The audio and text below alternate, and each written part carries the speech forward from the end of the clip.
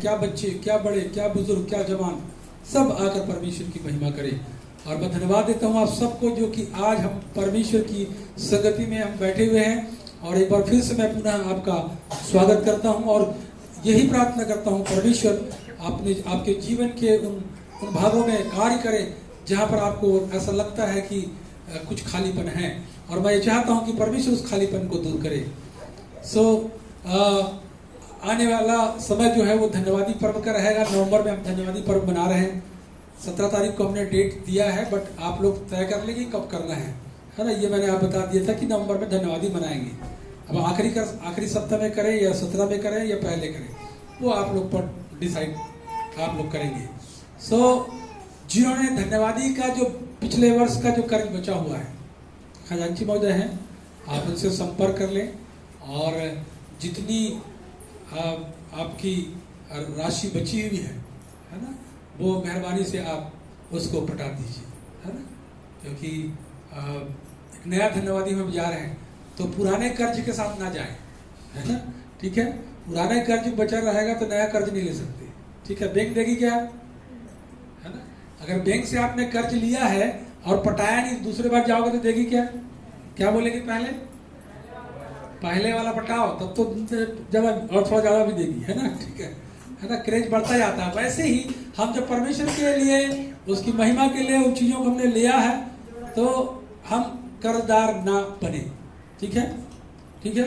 तो आप अपने उन भागों को, हिस्सों को जो है खजांची मदद से आप पूछ लीजिएगा आराधना के पश्चात, और जरूर उस पैसे को आप पटा दीजिए।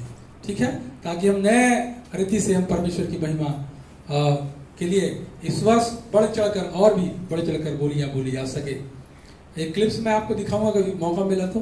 एक मणिपुर का घटना मैं देख रहा था, बहुत सुंदर धन्यवादी मना रहे थे, है ना। आपने हो सकता है कि फेसबुक में देख रहा था उसको, बहुत प्रभु ने चाहा तो आने वाला सप्ताह में उसको दिखाएंगे। परमेश्वर का धन्यवाद, क्योंकि समय होता चला जा रहा है, 12:15 हो गया है और मैं जल्दी खत्म कर दूंगा 12 बजे। ऐसा विश्वास करता हूँ कि 12 बजे तक आपको यहाँ सुविधा आप हो जाएंगे। परमेश्वर का धन्यवाद हो। और ये वचन के लिए जो इन दिनों में हम यूसुफ के जीवन से सीख रहे हैं, और यूसुफ के अंतिम पड़ाव में हम लोग हैं, है ना, कि परमेश्वर ने कैसे यूसुफ को अपने महिमा के लिए कहां से खड़ा किया। और इसके पहले कि हम जाएं, उत्पत्ति की पुस्तक उसका 45 अध्याय, जल्दी से आप निकाल लें उसको।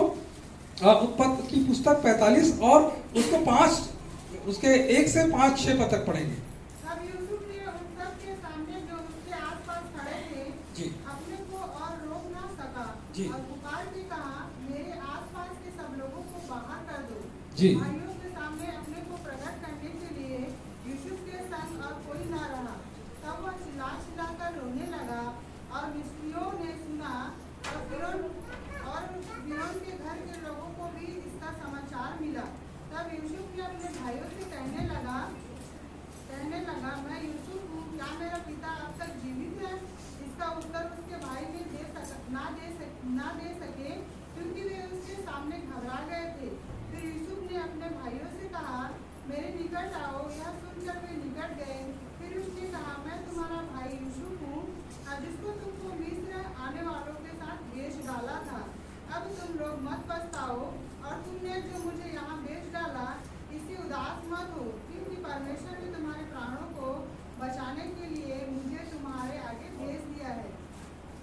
प्रार्थना करें। परमेश्वर पिता, ये वचन आपका है और प्रभु हम आपके बच्चे, आपके वचन से हम सब सीखना चाहते हैं। प्रभु आज जो वचन आप सिखाना चाहते हैं प्रभु, उन वचनों की शिक्षा आप में, पवित्र आत्मा आप हमारे शिक्षक और सहायक हैं, आपसे ही हम सीखना चाहते हैं। और मैं यही प्रार्थना करता खुदा, जबकि प्रभु इस जगह पर आपके वचन को लेकर खड़ा हूं, मैं जो चाहता वो नहीं प्रभु, परंतु आप जो चाहते हैं प्रभु, उन वचनों को आप इस जगह से प्रकट करें, ताकि वचन हम सब के लिए बड़ी आशीष का कारण बन सके। ऐसे मेरी विनती और प्रार्थना है। पवित्र आत्मा, सारे कार्यों को आप अपने नियंत्रण में ले, हम घटे, हमारे जीवन में आप बढ़े और हमारे जीवन के द्वारा आपको महिमा मिले। सारा आदर महिमा तुझको देते यीशु के नाम से प्रार्थना, आमीन। हालेलुया। थोड़ा सा हम इन बातों को देखते हैं। यदि आप नोट्स बनाते हैं तो आपको मैं इस बारे में बताना चाहता हूं कि अभी हम ये काम जो है, परमेश्वर का जो काम है, कहां से शुरू हो रहा है?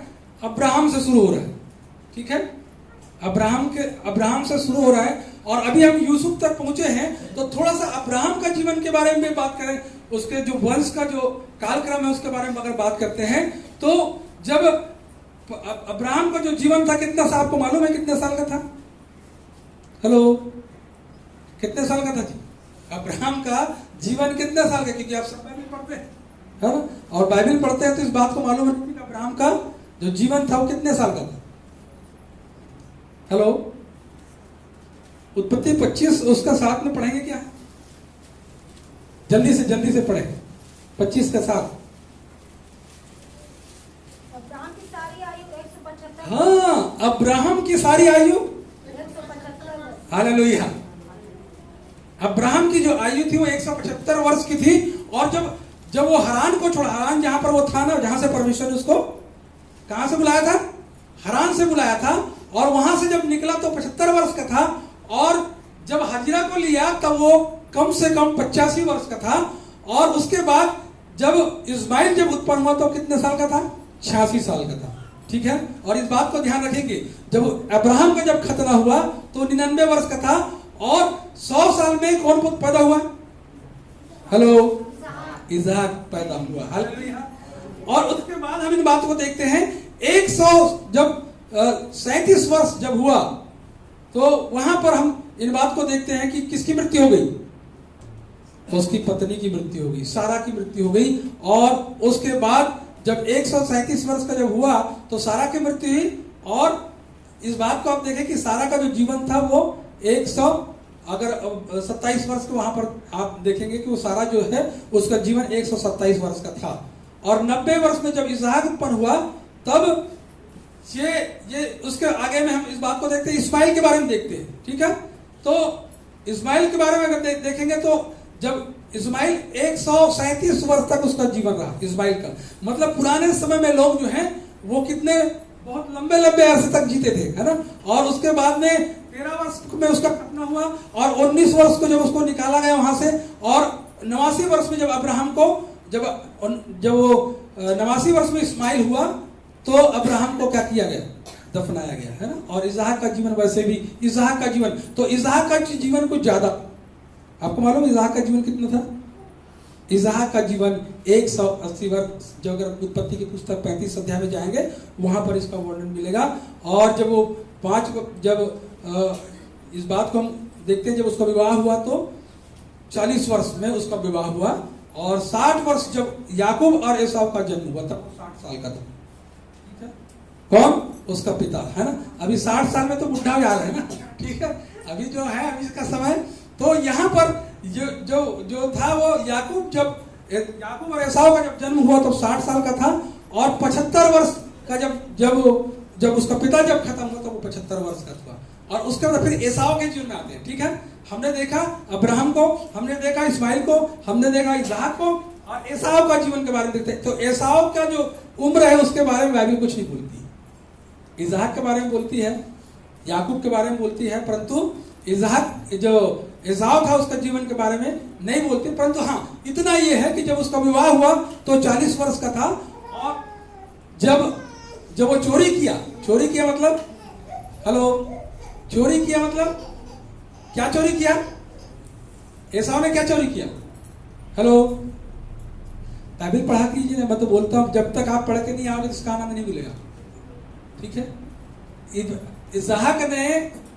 एसाव ने याकूब, एसाव का जो जीवन जो था, आप अगर जाएंगे जब 77 वर्ष टिप्पणी में अगर आप देखेंगे बाइबल का तो वहां पर लिखा हुआ कि जब वो चोरी किया या जो उसकी आशीष जो चुराया गया, है ना, आशीष जब चुराया गया तब वो कितने साल का था? 77 वर्ष का।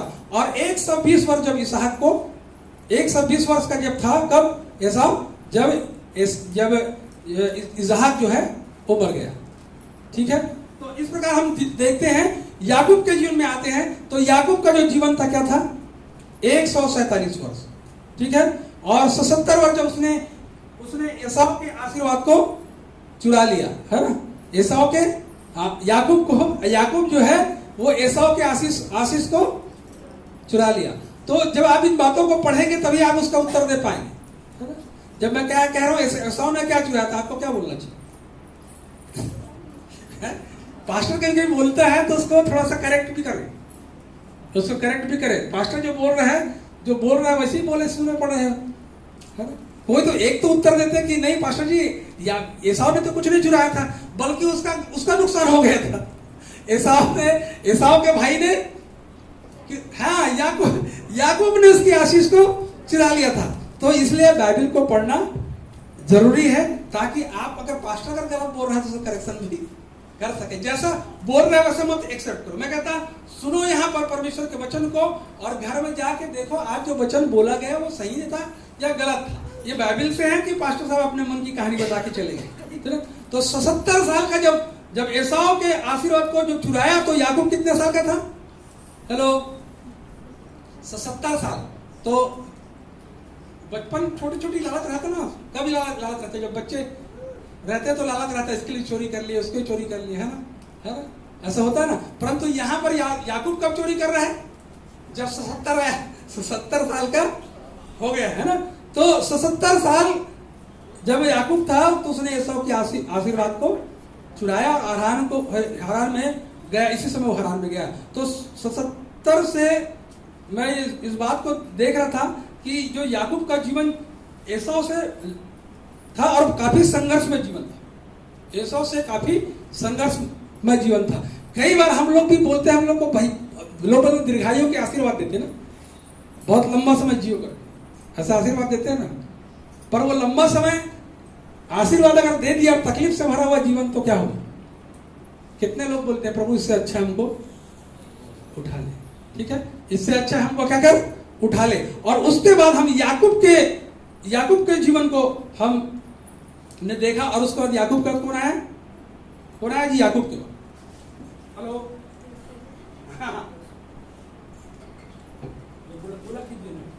याकूब के बाद यूसुफ आया, और यूसुफ बिल्कुल उसके पिता के समान संघर्ष करता रहा। याकूब से ज्यादा संघर्ष यूसुफ ने किया, ठीक है। और यहां पर हम उन बातों को देखने जा रहे हैं कि जो 45 अध्याय को आपने पढ़ा, तो वहां पर हम इन बातों को देखते हैं कि यूसुफ जो था वो संघर्ष में जीवन था। और यहां पर अगर आप पढ़ रहे हैं, यूसुफ का स्वयं को अपने भाइयों के बीच में क्या करना, प्रकट करना। अब सब कुछ हो रहा है, सब चल रहा है अपने अपने। आप इस बात को आप देखें, यूसुफ का जो जीवन है वो बहुत अंधकार में, कहां से शुरू हुआ? उस कुएं में से। और कुआं में क्या होता है? कुआं अंधेरा होता है ना, अंधकार से उसका जीवन शुरू हुआ। भाइयों ने उससे नफरत किया, उसको पसंद नहीं किया, और क्या किया? उसको बेच दिया। और ये यूसुफ के लिए, मुझे नहीं मालूम क्या यूसुफ सोचता रहा होगा, परंतु इतना जानता था कि जिस परमेश्वर के पीछे वो चल रहा है वो परमेश्वर उसको छुड़ाएगा। हालेलुया, वो परमेश्वर उसको छुड़ाएगा।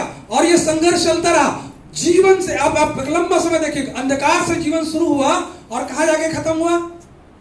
बहुतों के लिए आशीष का कारण बना। हालेलुया।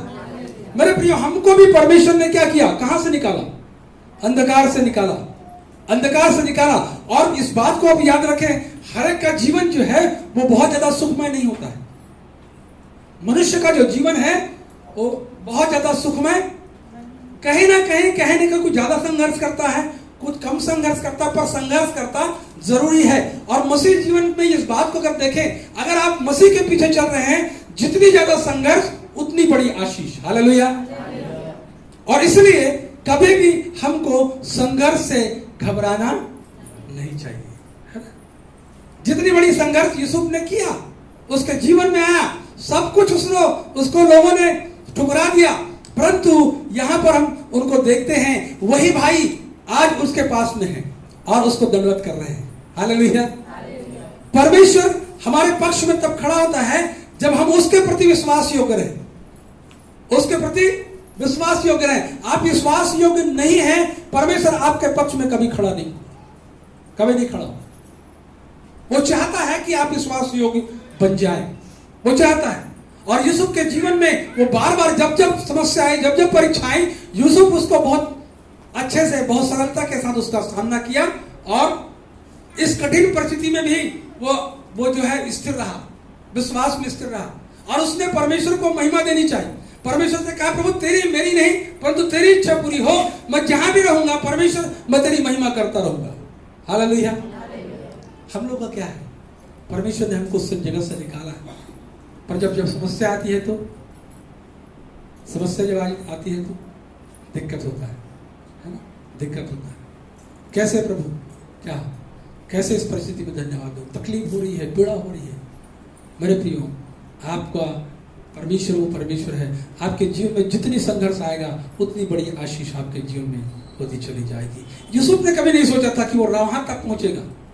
यूसुफ ने कभी नहीं सोचा था कि वो गुलामी की दशा से उनके लिए खड़ा होगा जिनके बीच में गुलाम बन के गया है। हालेलुया। वो कभी नहीं सोचा था कि राजा की पदवी इसको मिलेगी। हालेलुया। और परमेश्वर ने उसको वहां तक बढ़ाया है। मेरे परमेश्वर ने बढ़ाया। और यहाँ पर हम इन बातों को देखते हैं कि यूसुफ अभी तक अपने भाइयों की परीक्षा कर रहा था, अपने भाइयों को परख रहा था, परंतु एक सीमा तक। कब तक? एक सीमा तक। और यहाँ पर हम इन बातों को देखते हैं कि जब यूसुफ उन सब के सामने लिखा हुआ है जो उसके आसपास खड़े थे, अपने को रोक न सका और पुकार के कहा मेरे आसपास के लोगों को क्या कर दो।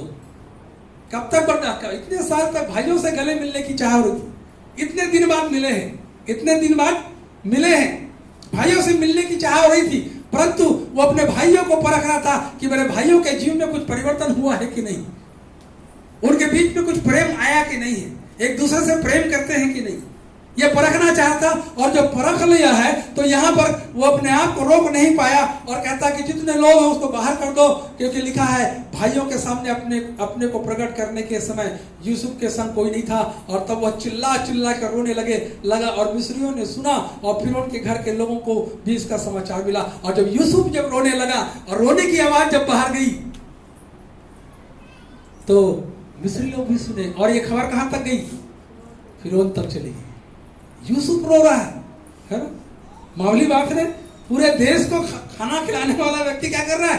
क्या बातें हो गई, उनको कोई समझ में नहीं आ रहा किसी को, वो राजमहल तक वो बातें चली गई। यहाँ पर यूसुफ रो रहा है और ये उसके आंसू जो है ये अभी भी गांव में आप में से बहुत से लोग, अधिकांश लोग गांव से है ना, ठीक है। पुराने समय में लोग जो थे ना जब मिलते थे तो क्या होता था, गांव वाले बताएंगे जी गांव के लोग, क्योंकि मैं गांव में पला बड़ा हूं, मुझको मालूम है एक दूसरे से भेंट लगते थे, ठीक है, और बोल बोल के रोते थे, ठीक है।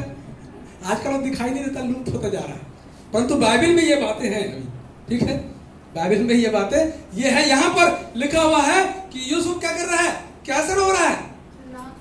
यूसुफ को समझ, यूसुफ ये नहीं सोच लोग क्या सोचेंगे, नहीं, भाइयों के प्रति प्रेम इतना था, दीवाना इतना था, अपने आप को रोक नहीं पाया और चिल्ला चिल्ला कर रोने लगा। हो सकता है गले लग के भी रोया होगा। Hallelujah, hallelujah.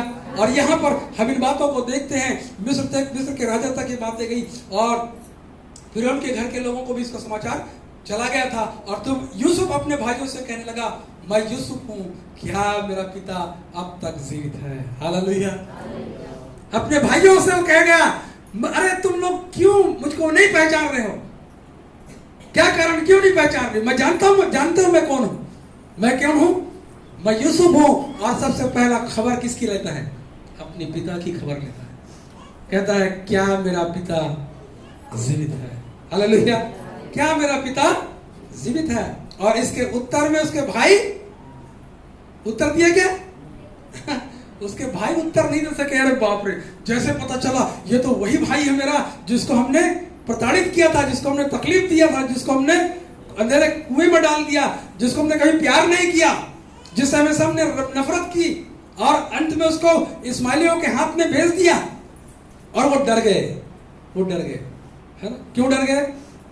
क्योंकि जिसके सामने वो दाना पानी लेने आए थे, राशन लेने आए थे, वही तो देने वाला था। अब बोले अब भाई हूं, मतलब अब तो हम लोग को खैर नहीं, ये हम लोग से बदला लेगा। और यहाँ पर हम इन बातों को देखते हैं कि वो घबरा गए और फिर यूसुफ ने अपने भाइयों से कहा मेरे निकट आओ, क्या करो। वो भाई लोग घबरा गए, डर गए और कहे, परंतु यूसुफ क्या कह रहा है, निकट आओ। और ये सुनकर मैं निकट गया, और हो सकता है बड़ा डरते डरते उनके पास में गए होंगे। फिर उसने कहा, मैं तुम्हारा भाई यूसुफ हूं, जिसको तुमने क्या किया, मिस्र आने वालों के हाथ में बेच डाला था। अब तुम लोग मत पछताओ, और जो तुमने मुझसे यहाँ मुझको बेच डाला, इससे उदास मत हो, क्योंकि परमेश्वर ने तुम्हारे प्राणों को बचाने के लिए मुझे तुम्हारे आगे भेजा था। हालेलुया।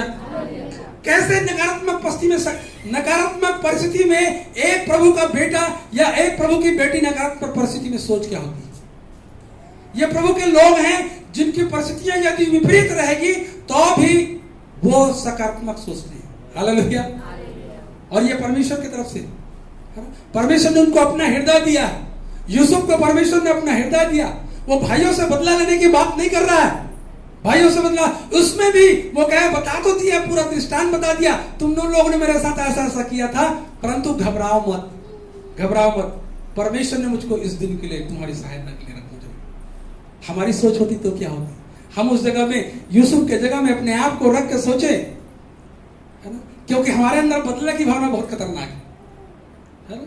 हम लोग अवसर देखते रहते, अवसर देखते रहते। मेरे प्रियो, प्रभु का आत्मा जिनके अंदर में है, वो कभी इस बात के लिए वो ये नहीं देखते कि तुमने मुझसे क्या किया, तुमने मेरे साथ क्या किया, तुमने मेरे बारे में क्या बोला था, तुम्हारे मेरे साथ व्यवहार क्या किया, वो उन बातों को नहीं देखते, वो बातों को नहीं। वो तो प्रभु के हृदय रखते हैं, और प्रभु का हृदय ऐसा कभी नफरत करने वाला हृदय, प्रभु यीशु मसीह का हृदय नफरत करने वाला नहीं है। और वो इस बात को कह रहे कि उदास मत हो, क्योंकि परमेश्वर ने तुम्हारे प्राणों को बचाने के लिए तुम्हारे आगे मुझको भेज दिया था। क्योंकि अब 2 वर्ष से इस देश में क्या है, अकाल है, और अब 5 वर्ष ऐसे ही होंगे, और उसमें ना तो हल चलेगा और न ही अन्न काटा जाएगा। हल भी नहीं चलेगा, क्यों? पानी नहीं है, अकाल पड़ा है, तो हल कहां चलेगा? और अन्न भी, जब हल नहीं चलेगा तो अन्न भी नहीं कटेगा। और यहां पर यूसुफ अपने भाइयों को इन बारे में बता रहा है, इसलिए परमेश्वर ने मुझे तुम्हारे आगे इसीलिए भेजा कि तुम पृथ्वी पर जीवित रहो, और तुम्हारे प्राणों को बचाने के लिए, बचने से तुम्हारा वंश बढ़े।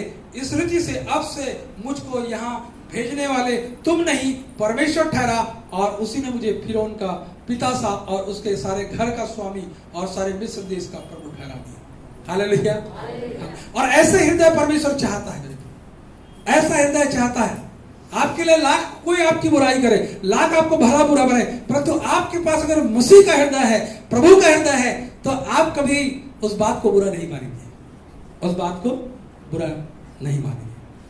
जो आपने बोल दिया, यूसुफ ने कहा, तुम बचपना तुम लोग बड़े बड़े मेरे बड़े भाई हो रहे हो, परंतु तुम्हारे में अकल नहीं थी, है तुम्हारे पास परमेश्वर का हृदय नहीं, परंतु परमेश्वर ने मुझको हृदय दिया है, तो मैं ये वाला काम नहीं कर सकता, और अगर मैं ऐसा करूंगा तो परमेश्वर मुझको क्या करेगा? दोषी ठहराएगा। Hallelujah, hallelujah. और यहाँ पर फिर हम आगे देखते हैं कि यहाँ पर लिखा हुआ है, अतः शीघ्र मेरे पिता के पास जाकर कहो, तेरा पुत्र यूसुफ यह कहता है, परमेश्वर ने मुझे सारे मिस्र का स्वामी ठहरा दिया है। मतलब इसलिए तू मेरे पास बिना विलंब किए चला जा। हालेलुया। बाप को जाके खबर दो, बाप को। अब सोचो कि इसके पिता के पास एक ऐसा संदेश जाने वाला है जो इतने वर्षों के बाद में एक ऐसी खुशखबरी इसको मिलने वाली, क्या स्थिति इनकी होगी। और इसलिए कहता है कि तुम जाओ। यूसुफ जानता था कि उसका पिता उसको बहुत प्यार करता, इसलिए पूछा कि क्या मेरा पिता जिंदा है, क्या मेरा पिता जिंदा है। और इस बात को यूसुफ ने कहा, जाके विलंब, देरी न करो, देरी न करो, और जाकर मेरे पिता से कहो। और इस प्रकार हम इन बातों को देखते हैं। यूसुफ के यूसुफ के जो सफर था, वो यहाँ पर हम उन बातों को देखते हैं अपने भाइयों से। अगर तेरे पद में अगर जाओगे आगे, मैं पूरा अध्याय को इसलिए बोलता हूँ कि आप पढ़ें करके, वहां पर लिखा, तुम मेरे सब वैभव का और जो मिस्र में है जो कुछ तुमने देखा है उन सबको मेरे पिता से वर्णन करना, और तुम तुरंत मेरे पिता को यहाँ ले आना। तब अपने भाई बिन्यामीन के गले से लिपट कर रोया, और बिन्यामीन भी उसके गले से लिपट कर रोया। वह अपने सब भाइयों को भी चूम कर रोया, और उसके पश्चात उसके भाई उससे बातें करने लगे। Hallelujah, hallelujah. बिन्यामीन को चूमा, उसका बढ़िया छोटा भाई था जिससे बहुत प्यार करता है। दोनों छोटे रहे, और एक ही माँ के 2 बच्चे थे, और इसलिए दोनों यूसुफ ने सबसे प्यार किया, इससे भी प्यार प्रेम किया और अपने सभी भाइयों से क्या किया, गले लगा रोया और चुमा रोया।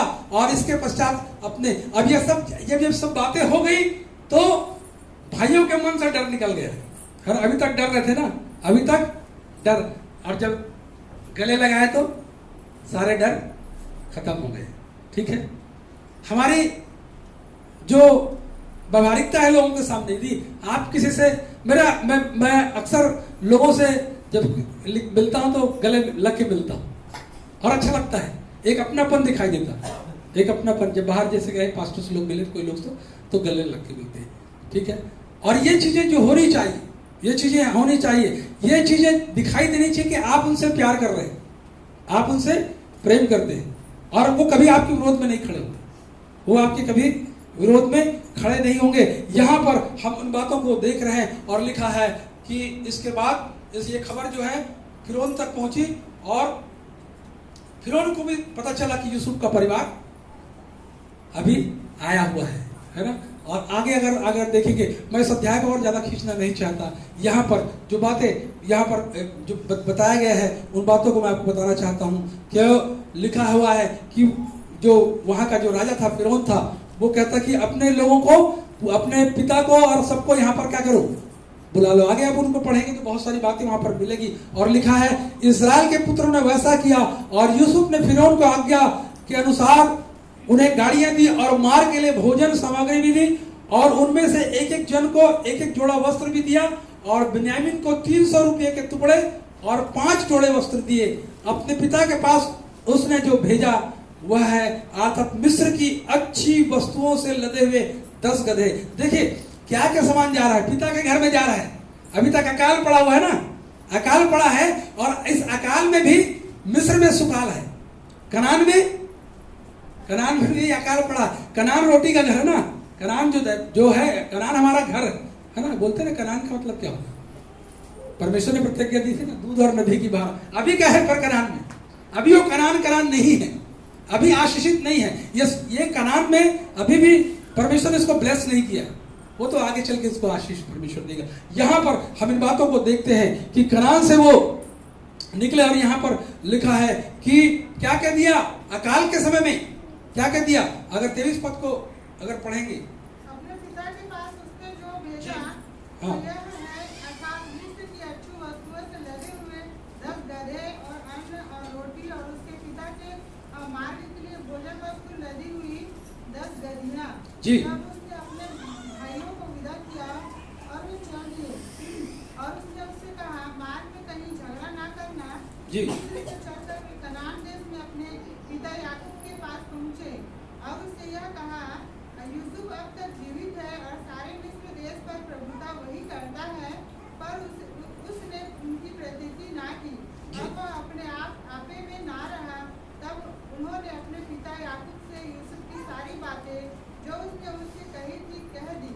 जब उसने उन गाड़ियों को देखा जो यूसुफ ने उसके ले आने के लिए भेजी थी, तब उसका चित्त स्थिर हो गया और इस्राएल ने कहा बस मेरा पुत्र यूसुफ अब तक जीवित है, मैं अपनी मृत्यु से पहले जाकर। Hallelujah, hallelujah. अब यूसुफ की बातें यहाँ से लोग जाने को तैयार है और लिखा हुआ है कि ये चीजें वो जो है वो अपने पिता के पास, उसमें 10 गधे थे, अन्न और रोटी और उसके पिता के मार्ग के लिए भोजन वस्तु से लदी हुई 10 गधियां थी।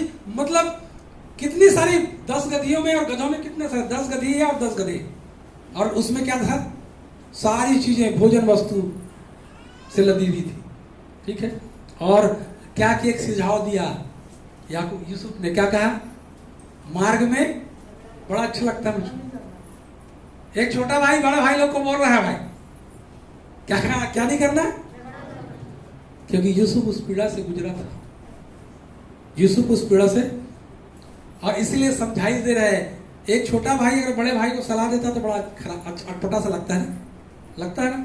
ठीक है, आपको छोटा भाई आपको कुछ सिखाए तो बुरा लगता है ना, थोड़ा अटपटा सा लगता है। सिखाना किसको चाहिए, सिखाना बड़े को, है ना, बड़े।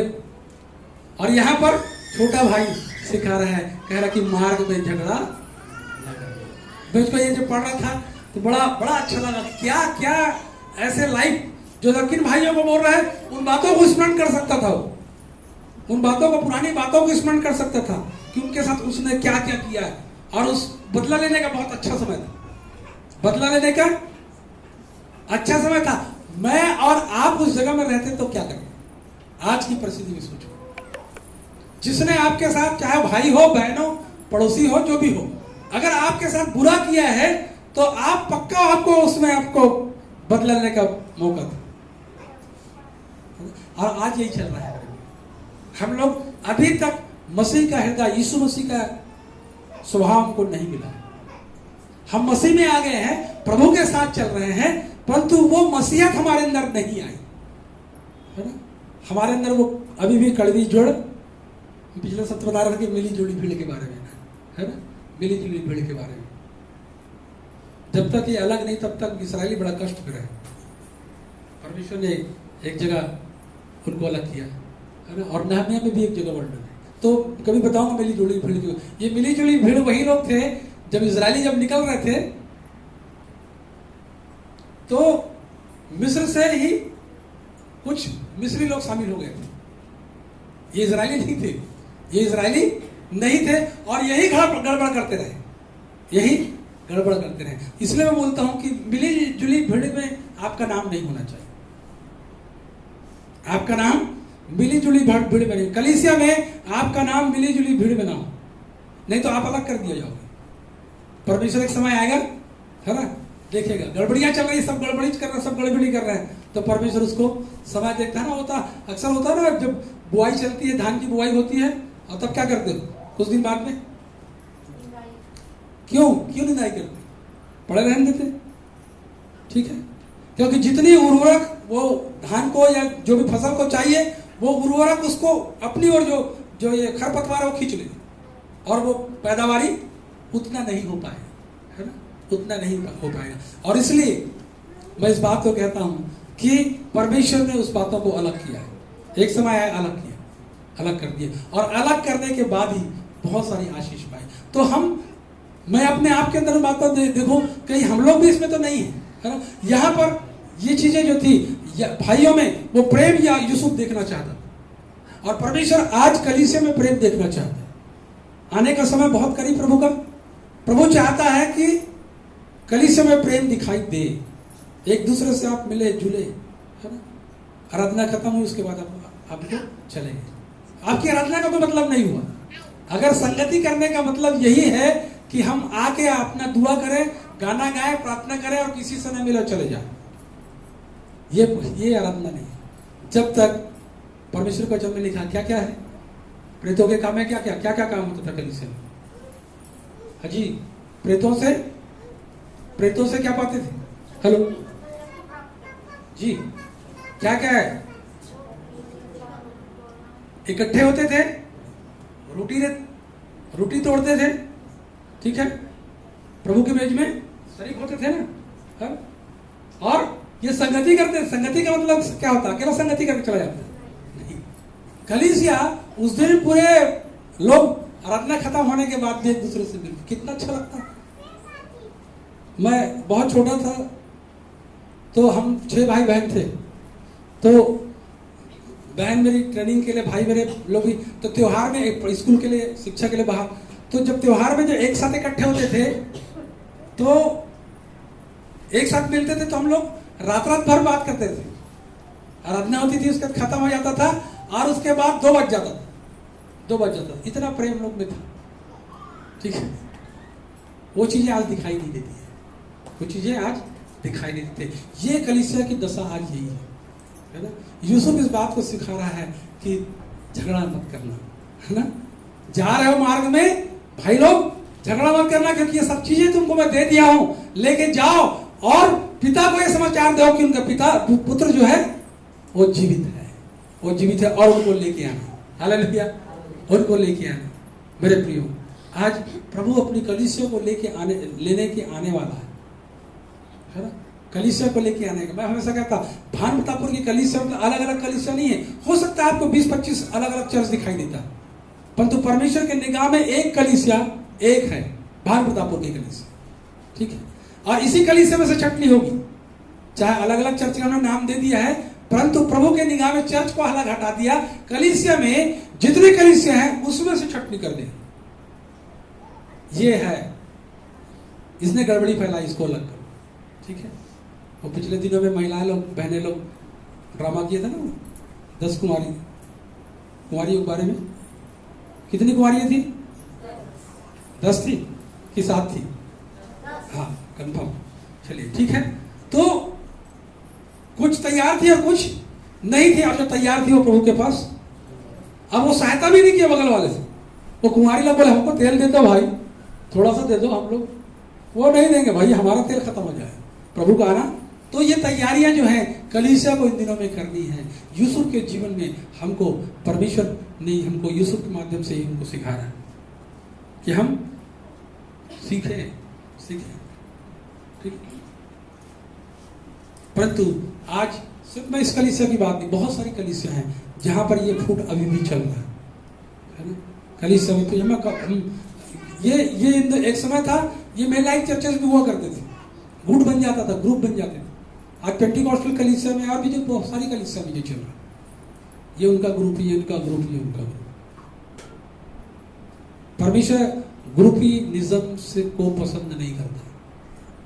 परमेश्वर जो है वो ग्रुप बना के चलने वालों को पसंद नहीं करता। इस बात को मुझको और आपको याद रखना। अब वो चीजें जो है मेनलाइन चर्चेस में रही, अब वो चर्चेस पेंटिकॉस्टल में भी और हमारे जैसे कलीसिया में भी ये चीजें आने लगी, है ना। तो परमेश्वर ने मुझको और आपको समय दिया। आज भी यूसुफ अपने भाइयों को कह रहा है, परमेश्वर का वचन मुझसे और आपसे कह रहा है कि झगड़ा मत करना। हालेलुया। क्यों? क्योंकि पिता के घर तक जाना है भी, ठीक है, पिता के घर तक। आज झगड़ा करोगे तो पिता के घर में नहीं पहुंच पाओगे। यूसुफ को भी तो भाई लोग भी तो अपने पिता के घर में जा रहे थे, क्या पिता के घर में जा रहे थे? और हमको भी पिता के घर में जाना है कि नहीं जाना है? तो जाना है तो झगड़ा नहीं करना। यीशु बोल रहा है यहाँ पे, झगड़ा नहीं करना। और आगे देखें, जब बाप भाई लोग जब सफर में थे और जब पिता से मुलाकात हुई, देखा जो याकूब था वो देखा आके निकल के, अरे ये क्या चीज, इतनी सारे सामान कहां से लेके आ रहा भाई, कैसे मिल गए अकाल में इतना सामान कैसे मिल गया, इतना सारा चीजें कहां से मिल गई? और भाइयों ने बताया, क्या बताया? अरे यूसुफ वहां पर कहां पर पहुंच गया? मिस्र में है, और वही राशन पानी लोगों को दे रहा है। परमेश्वर ने उसको संपन्न कर दिया। पहले तो कसमसाए होंगे, थोड़ा संकुचाहट रही, क्योंकि पिता को उन्होंने क्या बोला था? भाइयों ने झूठ बोला था। क्या बोला था? जानवर खा गए, ठीक है। और अभी क्या बोल रहे हैं उसको? यूसुफ जिंदा है। हालेलुया, मेरा भाई जिंदा है, आपका बेटा जिंदा है। और जब ये समाचार सुना, यूसुफ लिखा है बहुत भयंकर वाला वर्ड से, क्या लिखा है? और उससे यह कहा, यूसुफ अब तक जीवित है। बेटा 26 को पढ़ो, 26। हाँ आगे। और उससे यह कहा, यूसुफ अब तक जीवित है, हाँ। और सारे मिस्र देश पर प्रभुता वही करता है। हाँ। और उसने उसकी प्रतीति ना की, और वह अपने आपे में, अरे विश्वास ही नहीं हो रहे हैं। और लिखा है अपने आपे में नहीं रहा, अपने आपे में विश्वास भी नहीं हो रहा है। और लिखा है अपने उनसे मैं प्रेम कर सकूं। और वो वाला हृदय प्रभु जो आपके पास में था, कि आपने अपने दुश्मनों को क्षमा कर दिया, प्रभु वही हृदय मैं आपसे चाहता हूं कि मुझे भी आप अपना हृदय दीजिए। आप प्रभु मुझे भी हृदय दीजिए। प्रभु दया करें।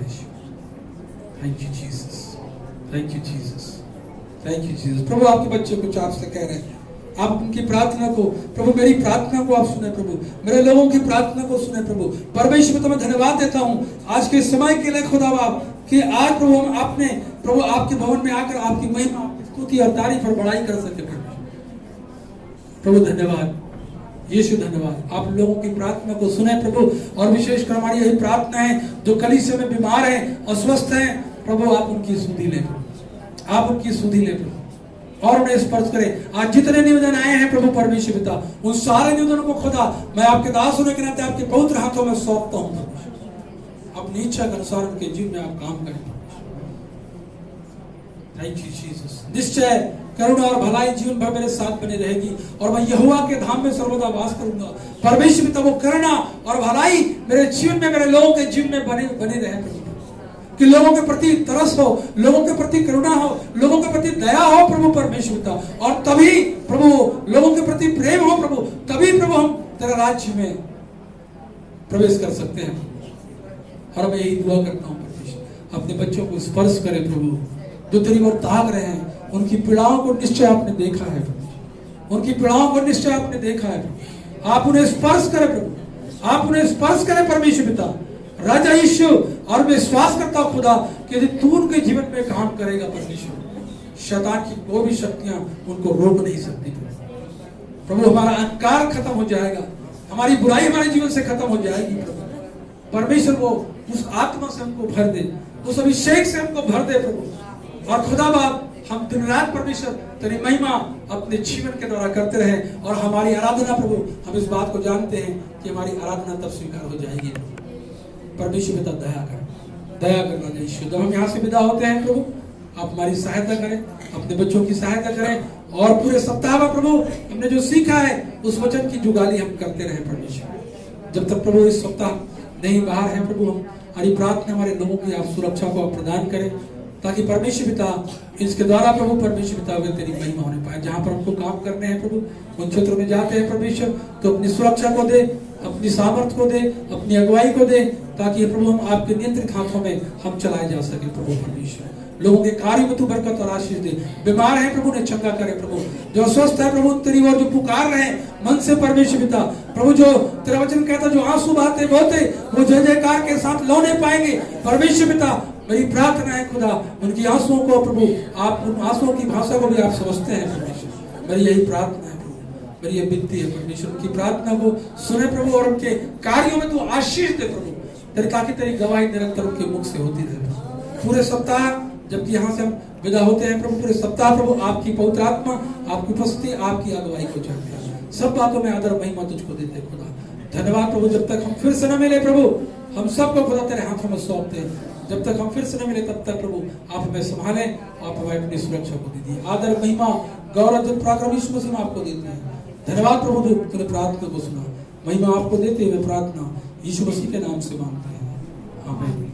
हमारे परमेश्वर पिता का प्रेम, प्रभु यीशु मसीह का अनुग्रह, पवित्र आत्मा की मीठी संगत, सहभागिता हम सब विश्वासियों के साथ, तेरे दास और दासियों के साथ यीशु राजा जब तक कि आपका दोबारा आगमन न हो, हम सबों के साथ बनी रहे, आमीन।